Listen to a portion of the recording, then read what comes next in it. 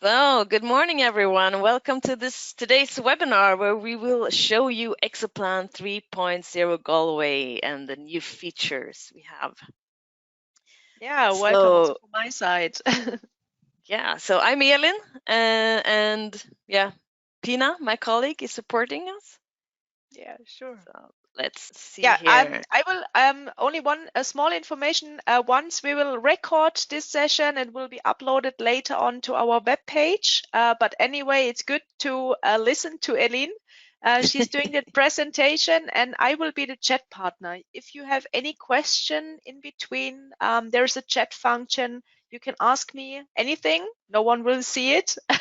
If there is a good and interesting questions, I will also maybe in between ask Elin immediately or Yes. to do it Let's directly. see. I wanted Okay. to switch. Yeah, no, sorry. Okay, have fun. All right, let's start. Yeah, let's also just remind you about this. It's not allowed to record this session, so you will get the recording like Pina said, so no problem there. So please do not record anything. It's not allowed to redistribute or anything like that. Today's topic is exoplan, and we're gonna go through the edentulous case, our demo case, and you will see the new features that we have with the dual scan planning and so on.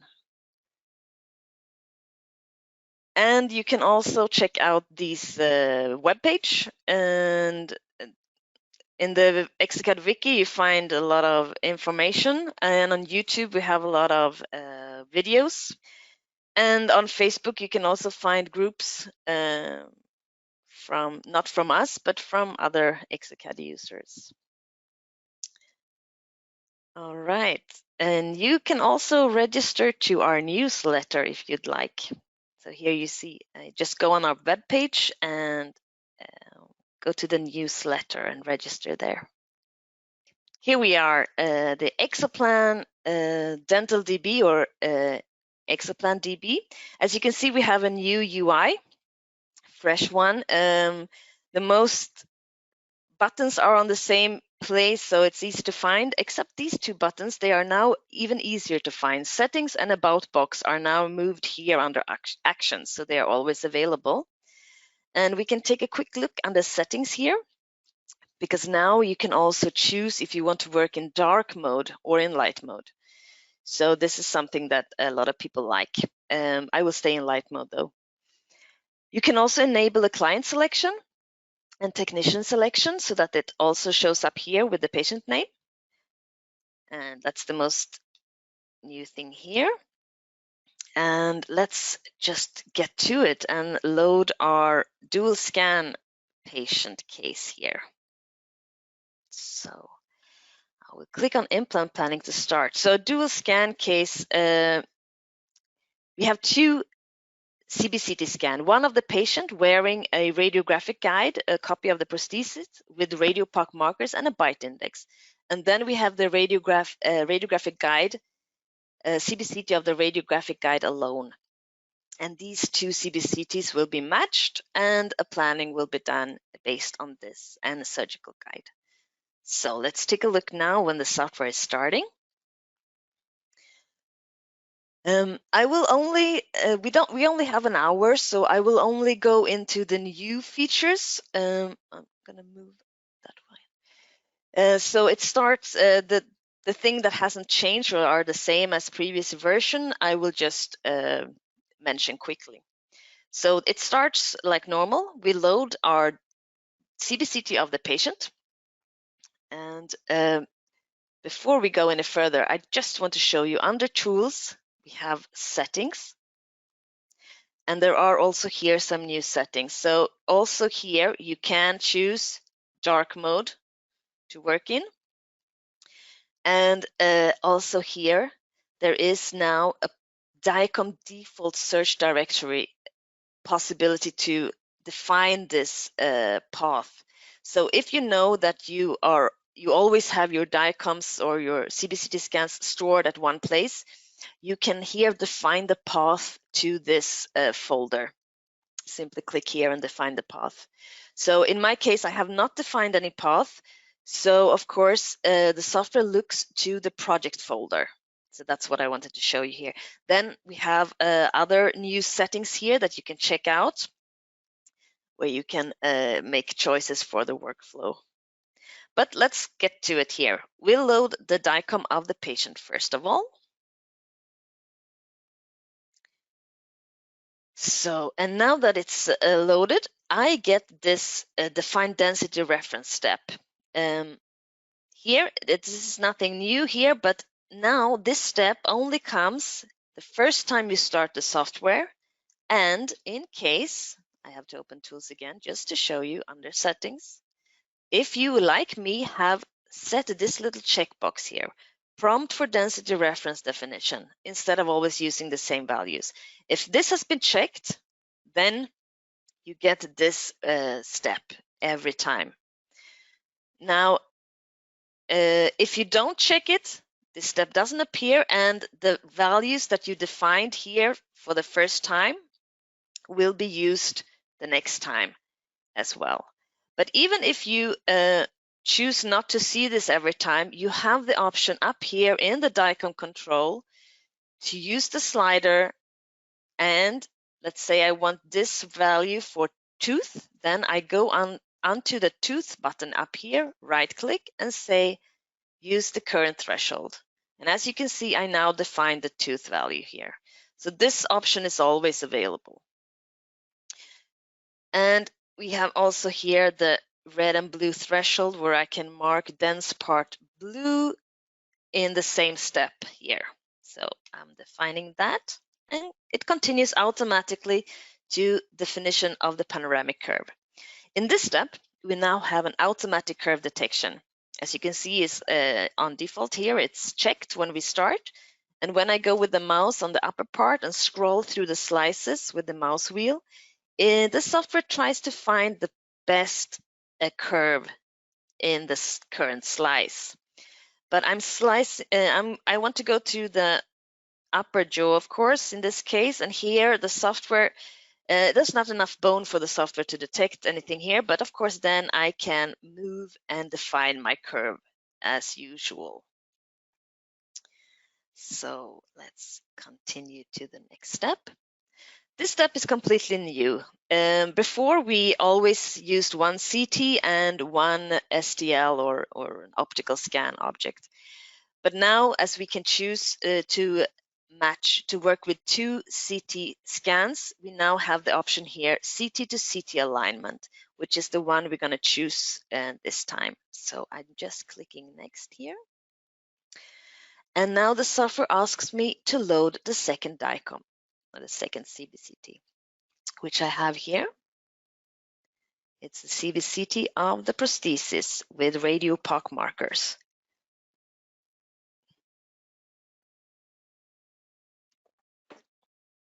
And now that it's loaded, I see here a visualization of this prosthesis. And important in this step now is that I use this slider here, surface threshold, to set the surface threshold so that this visualization here represents how the prosthesis looks. Most important is, of course, the area touching the patient's gingiva inside, and also the teeth here, because we will create a guide based on this visualization here, and we need it to fit into the bite index. So I will start. I like this threshold is good. I can also use the secondary views here. If you take a look to check it, when I move the slider here, you can see that it's being colored in, and I need it to be colored in correctly here, like this. I'm checking on the 3D to make sure it looks good, and then I extract a mesh from this threshold.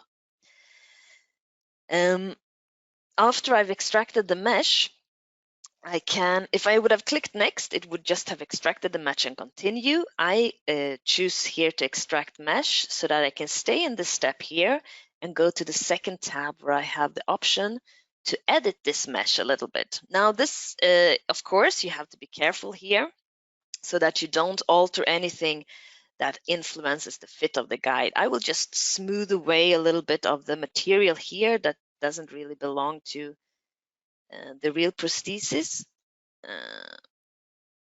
So let's leave it like that, or maybe we can take off a little bit of this extra there. So, and when I'm happy, I continue with next.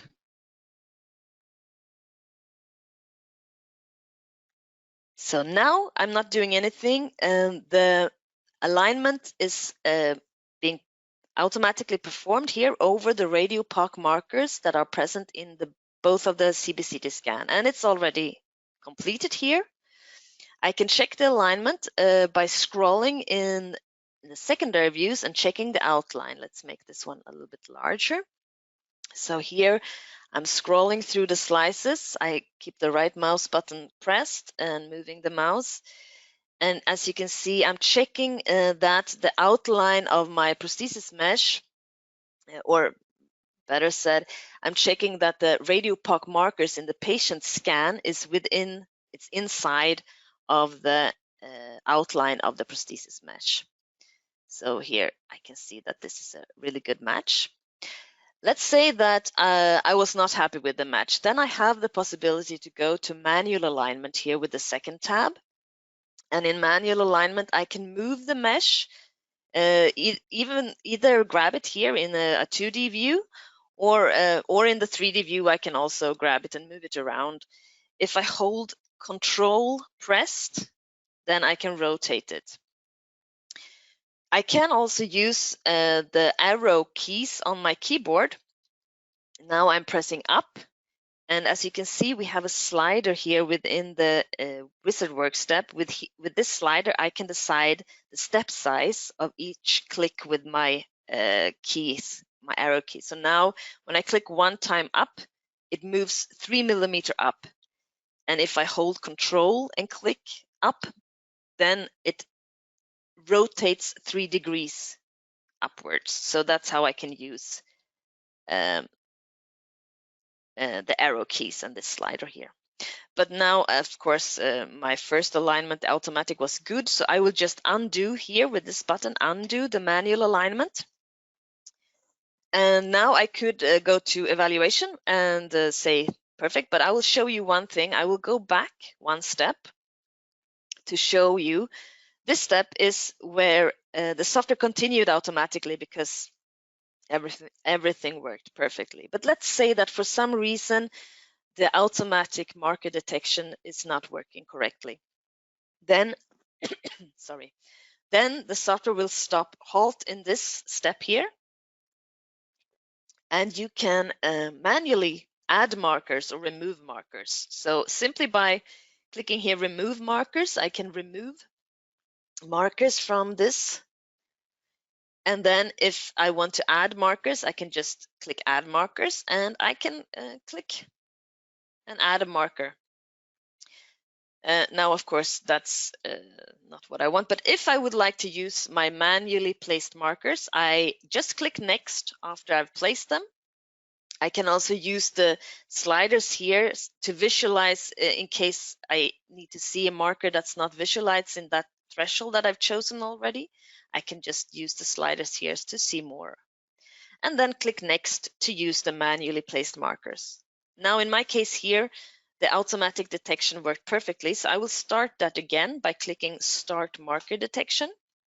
Then I have to confirm that I will delete the manually markers, and now the automatic detection starts again. And it's aligned, and as we know already, this alignment was good, so I will just here say continue with acceptable alignment. Now in this next step, sinus segmentation. This is new. This step comes automatically if you have an upper jaw case and if you have marked premolars or molars to be for implant planning. But you can always call this step from the expert menu. If you don't want to mark any sinuses at all, just click next and choose skip. But I will now show you how to use this step here. So use the slider to visualize a threshold where you can see here in the secondary views the sinus is well defined. If you click on show more, you can see here what a good definition is and what's not good. So when I have set my slider threshold, I can just click on one of the sinuses and say start segmentation. And now it has segmented away a piece here, and I can say create a collision object of this segmentation. And now I have created a collision object from this sinus cavity. And if I come too close to this when I plan my implants, I will get alerted. And it works like a collision object. Let's do it with the second one as well. I just click in there.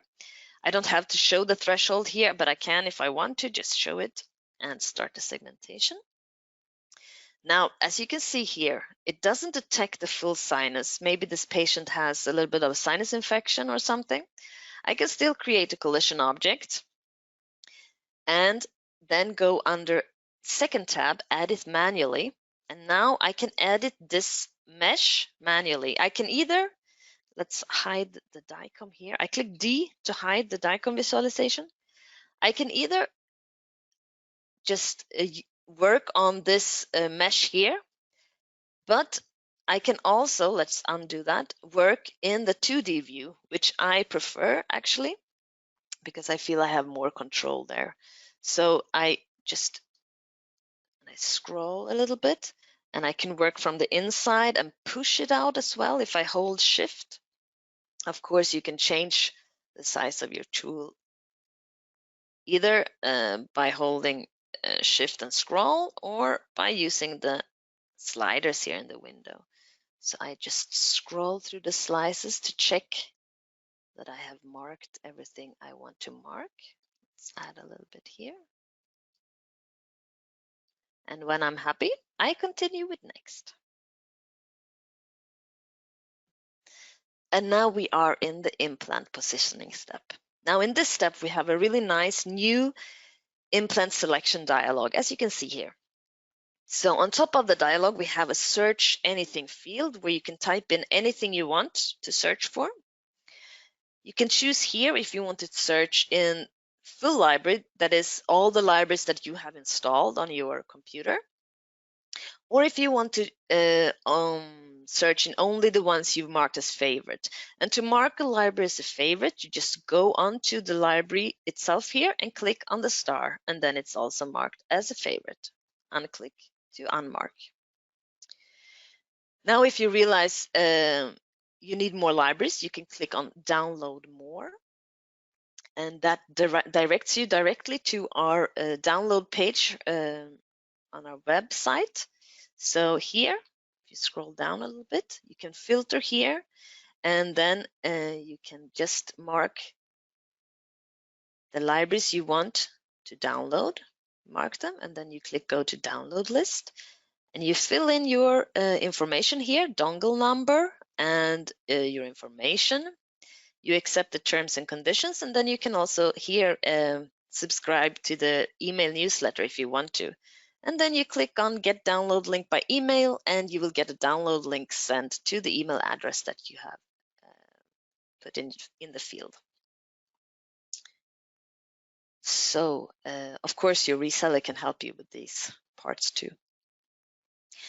Okay, so I'm on full library here, which means below I have a list of all the libraries that I have installed. And below this list, I have a list of all the manufacturers of the installed libraries. Now I can sort also here. Let's say I click on one of the manufacturers. Now it shows me all the libraries from that manufacturer. And then if I click on favorites only, it shows me the favorites of these libraries of this manufacturer's libraries. And now if I type something in, maybe I want cone log only, then I get the cone log one here. Now I don't want that, so I'm going to delete that filter. And let's select this library here. Once I clicked on one library, I get here a display of which diameters and which length are available for this library. And I just make my selection. Then I get a little preview here and a little detailed information. Now I can just click OK to place it, or if I have also downloaded and installed some CAD libraries to visualize the prosthetic part, I can here choose to place a prosthetic part as well. So let's just select one here.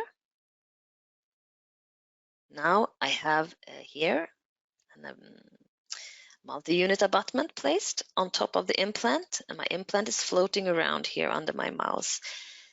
I'm clicking with the mouse wheel on position 1.5 here, which makes all the secondary views focus to this position. And then this is how I do it. Then I like to place it roughly first in the secondary view curve cut, the blue one, with a click. And as soon as I placed it, the secondary views changes. And now you can see that I've placed my implant. It's like it's colliding now with the sinus here, and I have a collision, which I must solve, of course. So let's move it. I move it a little bit with the arrows here in both views. Now in this webinar, I will not. I'm a dental technician. I will not make any efforts here to place the implants correctly. I will just show you the functions. So bear with me if you don't like my implant positioning. Now I have placed one implant here, and we can rotate it to see that our prosthetic part is at least okay placed. And now I can choose from the list here which implant I want to place next. So I'm just going to choose, let's choose one here. And now I get the same as before. I can choose that if I want, but I can also, of course, just choose another one. And to place it, I do the same here. I just click, place it. Now that I have placed my second implant, I can see the angle between these implants. So I open implant control here. And on the second to last tab, I have implant angles. So now I can see the angles between these two implants. And if I go to the last tab, I can see the angles between the topmost parts. So between this implant and this multi-unit abutment here. Now let's say we now have, I'll go back to implant angles here to show you that we now have an easy way to align implants. Maybe not in this case it's useful, but I will show you the function. I will now right click this implant here, and now I can choose Align implant direction of implant 1, 2. I can choose now to align this implant's direction to implant 1, 5 or to implant 1, 5's prosthetic direction. So if I now I align it to the implant direction of 1, 5, we see now that these two implants are aligned. Now, of course, this is not useful in this situation.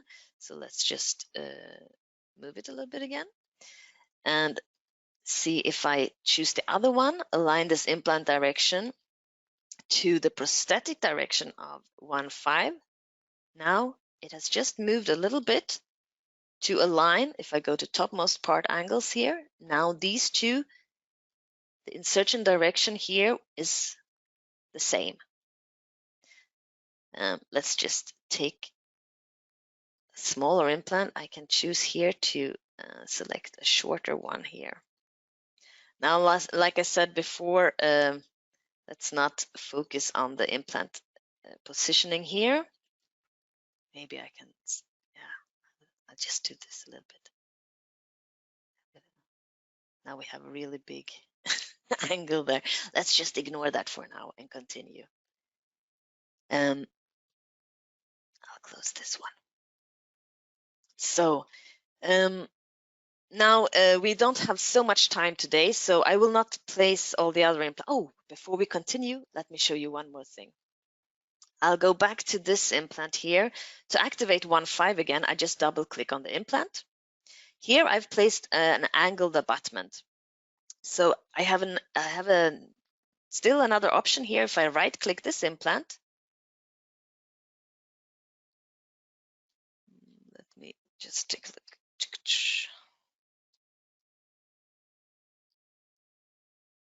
I did place one. Okay, I'm a little bit surprised here.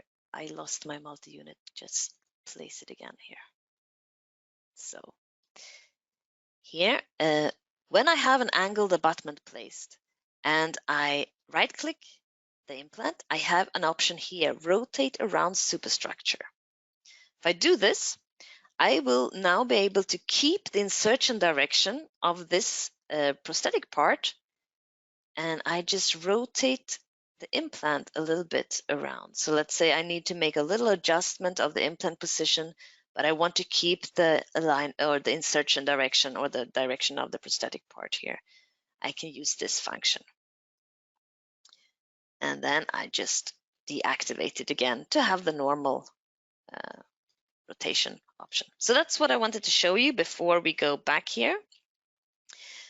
So as I said, we don't have too much time today, so I will not place all of the implants. And if you are in this step and you realize that I don't need to place all these implants, or maybe you realize I need to place more implants than I've planned, you can always use this button here, add and remove implant. If I click that one, this little work step window opens up. And here I can easily just select, no, this one I want, but 2.2 and remove it. And I select 2.5 and I remove it. And if I want to place another one, I can just mark that tooth and then I say underneath here what I need. And then I apply the settings. But for this one, I will just remove it again. So we just keep this 2 here. I say apply settings. And now those 2.2 and 2.5 are removed from the list and my implant placement is ready. So I'll continue with next. And now we also have a new step here. I have the possibility to place anchor pins. Now this step comes automatically if you are working in the CT to CT alignment, or if you have chosen to work in the CT to mesh alignment, but your mesh object is a prosthesis. You can check that out in the video on YouTube later. Anyway, now here to place an anchor pin, I go under the drop-down menu here and I just choose one here. I'll take the first one here on the line. If there are different lengths available, you can choose here, diameter and length, but for this one, there's only one. When I go now with the mouse on top of my mesh here, I get the anchor pin visualized and I can place it here. So let's place it here. I just placed it with a click and I can now adjust the placement. Let's zoom in a little bit. I can adjust the placement using these widgets in the 3D view, or I can use move it here in the 2D view on the bottom. As you can see now that I moved it in, I'm colliding with an implant here. Now this is I have to change this direction a little bit. Let's say I want it there. I'm still colliding, but maybe I can also change the safety distance here for the implant. No, for the pin if I want to. But let's not go that direction here. We'll just move it away enough so we have enough distance. All right, and if I want to place a second one, just click add new anchor pin, and then I can place a second one as well with a simple click, and I adjust the placement using the arrows in both the 3D view and the secondary view. So let's say I'm happy with this placement. Then I'll go next. And we arrive at the sleeve placement step. So Now, as you can see, only one sleeve has been placed here automatically. The other implant has no sleeve. This is because these two implants are compatible to different sleeves. They have different diameters. And if that's the case, the sleeve placement step will come twice when working in the wizard workflow. So for this system here, we have a fixed position. I can't move the sleeve in a crucial direction here. This is something from the manufacturer of this, set by them, so it's not possible to change. I can, however, rotate the sleeve, and as you can see, this rotates also my implant, because there's a rotation marker connected, in this case, between the implant and the sleeve. I can, of course, choose another one here, but let's not do that now. Let's continue to the next sleeve. Now I have the next sleeve here. Now we can see here, this is a little bit too tight here. So let's say I'm not happy with that. Then I can choose to take another sleeve. Maybe there is a generic sleeve of some kind that I can use. So let's take this one here. And when I use a generic sleeve, I can move it freely. Now, when you do that, it's not fully guided anymore. You have to know that you have to decide for yourself the height of the sleeve. And you can also down here use the manual height rotation option here. And here you can type in directly, if you know here what distance you need from the apical peak. You can just type it in, and then the sleeve is placed on to this distance here. So when you use one of the generic sleeves, if you have downloaded these, then you will not have a guided workflow in the protocol. That's important to remember. So now we place two different sleeves, and we can continue with next. It's time to confirm the planning here. New in this step is that I have a Save Scene button here. Let's say that I did this planning, I'm a dental technician, I am not allowed to approve of this planning. In that case, I can just save the scene, and I can give it a name. Let's say, please check pre-planning, something like this. I save it, and then I can cancel here. I can close my software, and I can send this scene file and the data to the doctor. They can open it. They can, if they need to change something, they just go to expert. They correct my implant positioning here, and then they can generate the output files by saying I confirm and I agree. And then the output files are generated. Now the output data has been generated. We can show the report with this button. Let's adapt it to the size here. So in the report, we now also have the DICOM information of the prosthesis DICOM, of course.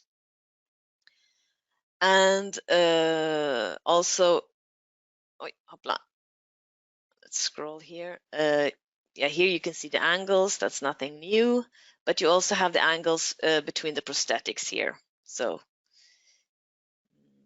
and then we have detailed information, and also the anchor pin overview at the end with detailed slice information. So, Elin, yeah. sorry to interrupt you before you continue, because it's really nice, this question. How can I measure the angle of the implants and the prosthetic tooth setup? Can you show this one, maybe? So if you want to measure the angle, or if you want to see the angle. So if you want to see the angle, you open the implant control, and here you have the angles between the implant, direction of the implant, and here you have the angles between the topmost part. So if we take a look here, just hide, I'm just hiding these. So as I said, don't mind my placement here, because yeah. Let's just hide the safety also. So here you can see the angles between, let me show you, I want to hide now the yellow channels here. So I'm just holding Control pressed and I click with the mouse wheel on those meshes. That's a hotkey to hide any mesh object. And if you want to show it again, just hold Control and Shift and you show the last hidden one. But let's do this. So here you can see the angles between the insertion direction of the implant is the red line or the pink line, and the insertion direction of the prosthetic is the yellow line. Was this the question, or was it how I measure? Because we also No, have a measure. yeah, maybe you can show it shortly, but I think this is also perfect. Yeah. We have under tools a measurement tool here where you can use angles here. So you can just click on two objects and measure the angles between them, like this, for instance. While we're here, let me show you this little feature that we have now, density here. We can now, if there has been a lot of wishes for a density measurement, and we have now that you can click here and you can show the average gray value within this spheric, the sphere here. Yeah. So if I turn on the DICOM again, you can see where I am at. I'm in there somewhere. And this is the average gray value at this area here. And if you have a calibrated CT loaded, this is the same as the Hounsfield units. So I'm just deleting this one now as well.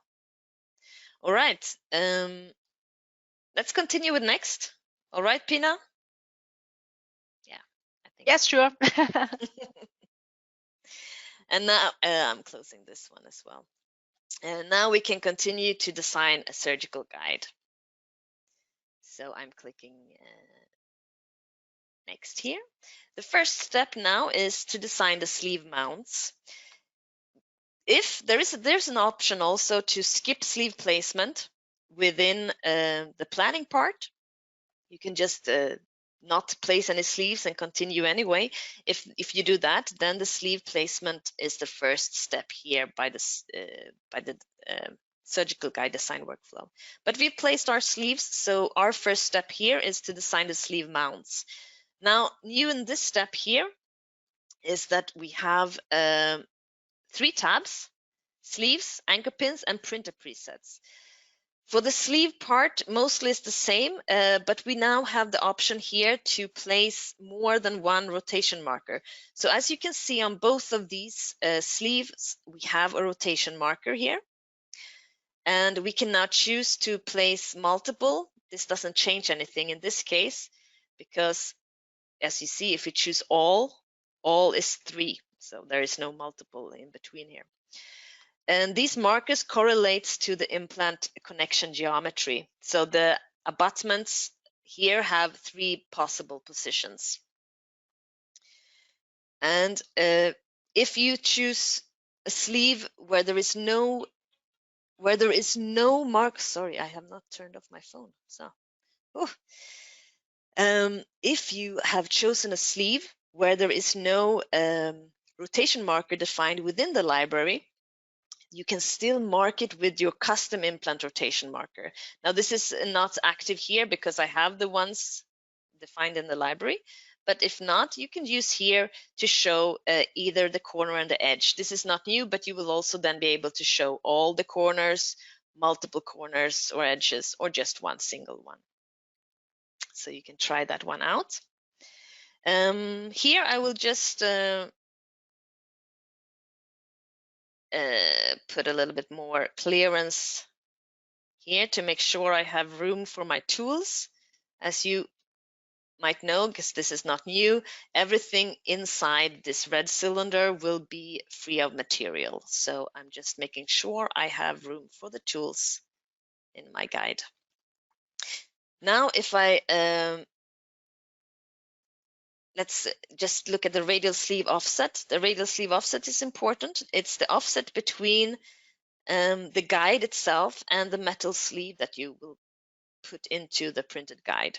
So if you need a little bit more space in between, you can use this one here. And now let's go to anchor pins. They have their own slider here, or their own tab, so we can decide the size or the design of the mounts for the anchor pin sleeves separately. So also here there's a radial sleeve offset. And speaking of the radial sleeve offset, let's go to printer presets, our third tab here. Now here you have the option to select a printer preset. So if you have a 3D printer, you can now have some printer presets installed. So let's say that I have a printer here. If I choose that one, maybe you can have more materials too. I only have the default material here. I have chosen this printer now, and if I go back here to anchor pins, you can see that the radial sleeve offset has changed to 0.025 millimeter, because this is the printer preset for this material and printer for this offset. Same on the sleeves here, also changed.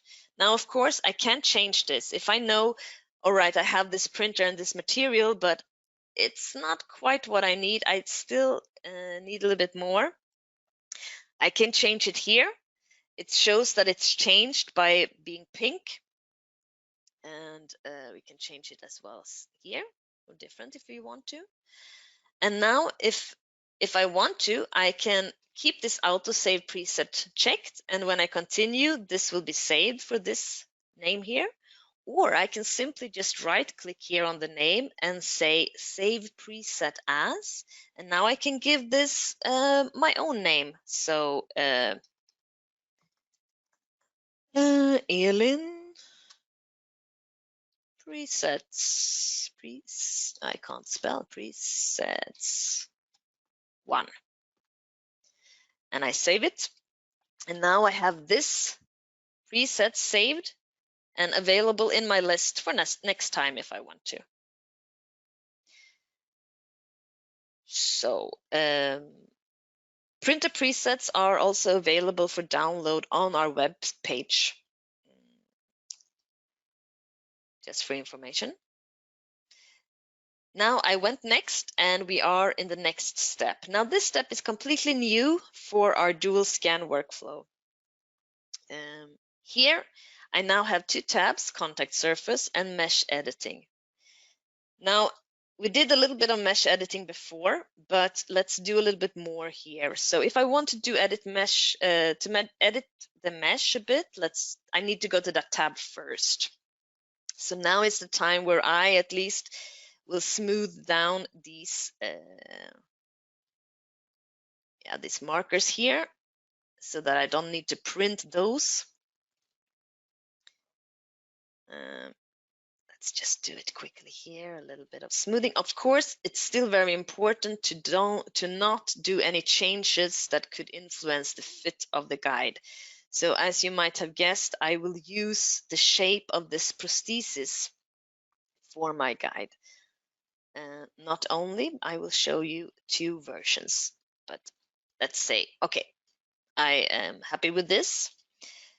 I can also use the edit mesh tool here. If I click that one, you will see I get this normal edit mesh tool, and I can cut away parts here. If I change the transparency, oh sorry, I hid it. If I change the transparency of the mesh object here, you can check that it's a nice, in this case, there is nothing floating around within it, which is important because it's a mesh created from a DICOM, so there could be pieces floating around inside, and then it could be good to use the mesh editor to cut them out. So let's cancel it this time, we don't need it. And we'll go to contact surface, the first tab here. So now the first thing I need to do is to mark the contact surface, the surface that will be in contact with the patient's gingiva. I can choose the brush tool or the spline tool to do this. I prefer the spline tool myself. I just drew a line here, approximately, to circle the area that I want to use, or that will be in contact. I end with a double click. Now there's a little bit of red marking here. This is no problem. I can still generate the contact surface. And after I've generated that, I can now choose what guide design workflow I want to use. I have two options. I can do the design guide workflow, or I can use the prosthesis workflow. I will show both. I will start with design guide. If I choose this workflow, I get the contact surface, as you can see, that I marked. I get that here as a mesh, and I can design my guide freely on this one. So the next step here is to design the guide bottom, the surgical guide bottom. So here, I'll just set the insertion direction from view. And I have here an offset, and this is also something that to know that this, as you can see below here, the presets are also available here. And the offset, which is the offset between the guide bottom and the and the mesh here, or in this case, the patient's gingiva. And this is also influenced by the presets. So if I now change here, you can see the offsets, it's red, because I changed it from the preset value here. And I can just let it be on auto-save preset, but I will not have it that high. I'll go a little bit lower, and then it will be kept. So I apply now these values, and the bottom part of the guide is calculated. So, excuse me, I need to take a little sip of water. So this workflow is similar or almost identical to the ones you use when you have a stone model.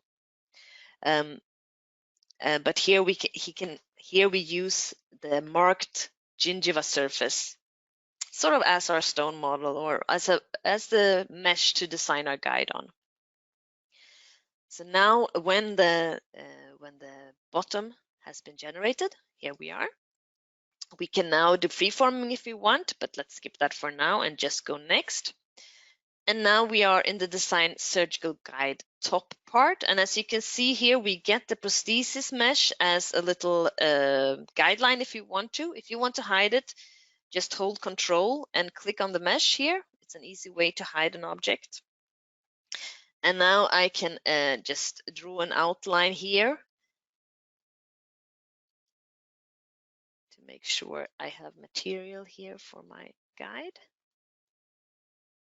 Now, I'm not saying that this is a nice guide design. I'm just showing you the functions today. I end with a double click and I say apply. Of course, I can change thickness and smoothing as well. So now I have the outlines of my guide, and I can go next. And now we are in the attachment step here. In the attachment step, there are some new features. I already have the rectangular window floating under my mouse, but I can also select here from the list. But let's place this window, and if I place it, you can see now that we have here handles for easy rotation. And another nice thing that I like is that if you hold Control and Shift, you can morph the shape. So if you want a really thin size, you can morph it. So I might not need actually a window for this guide, but let's just keep it that way. And a new attachment that we have is the mount connector attachment. With that one, you can connect two mounts with a simple click. Now, it might not be necessary in this design here, but I just want to show you that it's possible. You can also connect the anchor pin mounts. You see it inside here. As I said, it's not really necessary in this design, but let's just keep it for now. You can also place a text and it takes the patient name here. Let's just make it a little bit smaller because our guide is not so large. And we can place it over here.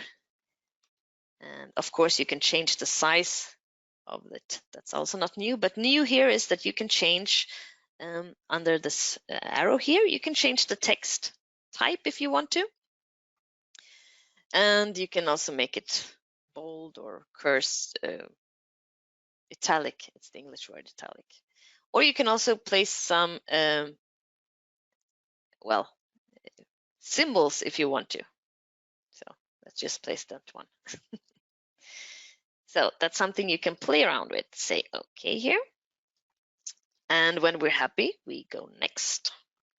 And now this guide is merged. Now, for this guide here, as you can see, it would be hard to find the correct position in an edentulous mouth with this. We have no way to find the bite index here, to fit the bite index here. So in this case, I will now choose to create a fixation guide later. So I choose this one and I continue with next. Oh, our time is running out. I have to speed up. And I can do some free-forming. Let's not do that right now. I go next, and now it's time to decide for the fixation guide. First of all, I have to say something about the attachments. I can keep the ones I've chosen, or I can ignore them and place new ones, or I can just ignore attachments altogether. I will just ignore them this time. And as you can see now, I got the mesh of the prosthesis as base for my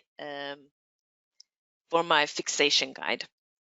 I will not place any attachments here. I will just go next. And now the fixation guide is also merged. We still have 5 minutes. I don't think it's a problem.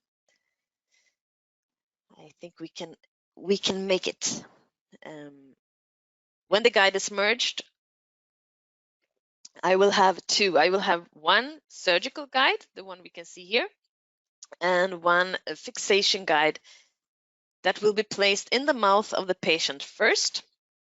It has the same shape as the prosthesis mesh that the prosthesis that the patient used to have in the mouth during the X-ray.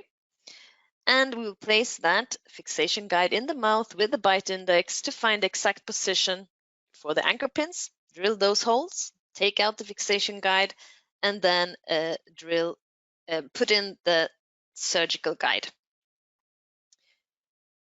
All right, I guess my laptop is a little bit, no, okay, now it's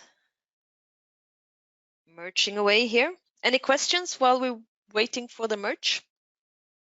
Not really. Some questions have been about stockable guides and bone fixated guides. These guides.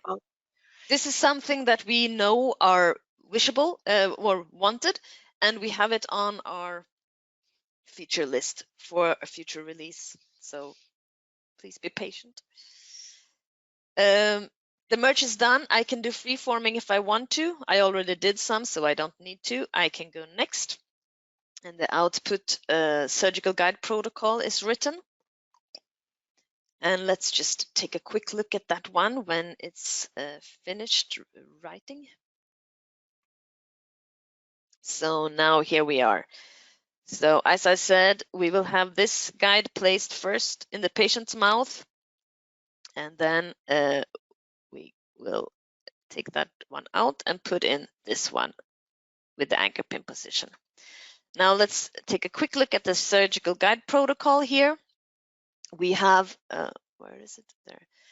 We have nice images here of our guides. Distances described later on here. We have the placed implant, the sleeve, and the kit for this one, fully guided. And the other one where I chose a generic sleeve, I don't have any information about the kit because I placed it manually and I have to choose my drill manually as well. So now let's just quickly go back and I will show you. Pina, is it a problem if we just take 2 No, minutes continue. extra? No. Okay. That's absolutely fine. Yeah, continue. Okay, I'm just Nice going back here in the workflow to the place where we made our decision, which was this step here. I had marked here the surface, and now I will select use prosthesis instead. So then I go next. And now I come directly to the attachments step here, because this workflow uses the surgical guide, uses the geometry of the prosthesis mesh for the surgical guide. So now I can maybe place a little text here. Let's rotate it a little bit here.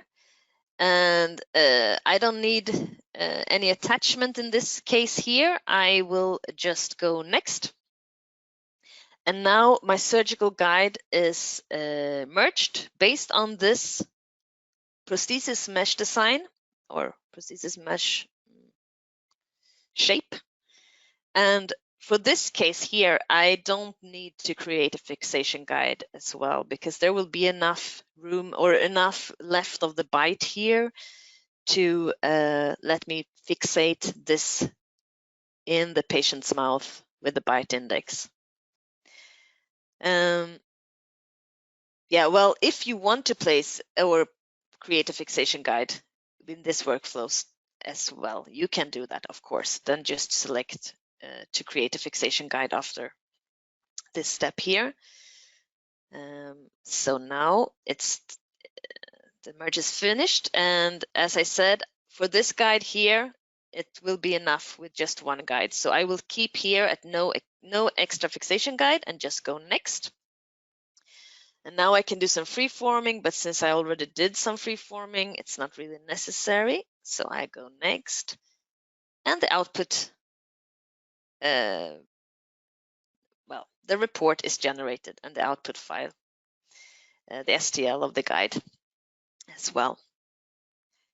So this is the workflow that we had time to show today. Yeah, thank you for the short demonstration. I'm sorry I took a little bit more time. Then let me just show you here that if I open the project directory, I have the merge surgical guide STL here. And if we go back now, we say I'm done, go next, and we are back to our DentalDB. If you have a 3D printer connected, you can just click on your printer and then ExoPrint will open and you can select, it will automatically select the STL of the surgical guide. If you have more STLs, see here, it has selected it. If you have more STLs, you can select them too, and you can proceed to printing. And when you click proceed to printing, your specific printer software opens. So I only have this one installed. I don't have a printer at all, so we can't continue here. But if you have it, you can just easily send it to the printer over your printer button. All right. Okay, so no further questions. We said it at the beginning. We will upload this this video from the session on our webpage. Also, the webinars, which one we already have done the last 4 weeks, will be uploaded. That means if you are interested to see something from the DentalCAD on our webpage in the Creator Center, they will be listed and you can watch them again. Yeah. Thank you, Eileen. Wonderful presentation. Okay. All right. Thank you all for being with us today. Have a nice day. Bye-bye. Bye-bye.